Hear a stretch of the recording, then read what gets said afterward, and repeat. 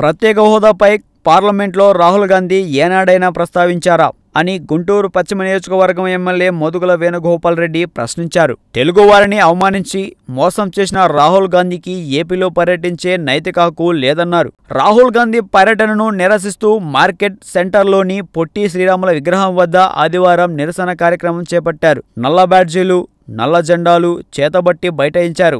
Rahul go back అంటూ నినాదాలు చేశారు. ఈ సందర్భంగా మోదుగుల మాట్లాడుతూ రాజకీయ ప్రయోజనాల కోసమే రాహుల్ గాంధీ పర్యటనను ఎద్దేవా చేశారు. కేంద్రంలో ఎన్డీఏ ప్రభుత్వం ఏర్పడిన 3 ఏళ్ల తర్వాత రాహుల్ పర్యటనలో అభ్యంతరం ఏమిటని ప్రశ్నించారు. బాధ్యత రహితంగా రాష్ట్రాన్ని విభజించిన కాంగ్రెస్ పార్టీ నాయకులు ఏ ముఖం పెట్టుకొని ప్రత్యేక హోదాకు భరోసా యాత్రకు వస్తున్నారని నిలదీశారు. తెలుగు ప్రజలకు క్షమాపణలు చెప్పిన తరువాతే రాహుల్ ఏపీలో అడుగుపెట్టాలని డిమాండ్ చేశారు. ఈ కార్యక్రమంలో టీడీపీ నాయకులు చందు సాంబశివరావు, రావిపాటి సాయికృష్ణ, కొత్తూరి వెంకట్, తాతిరెడ్డి లక్ష్మారెడ్డి, షేక్ షౌకత్, దామచర్ల శ్రీనివాసరావు తదితరులు పాల్గొన్నారు. దీంతో తెలుగు ప్రజలకు క్షమాపణలు చెప్పిన తరువాతే రాహుల్ ఏపీలో అడుగుపెట్టాలని డిమాండ్ చేశారు.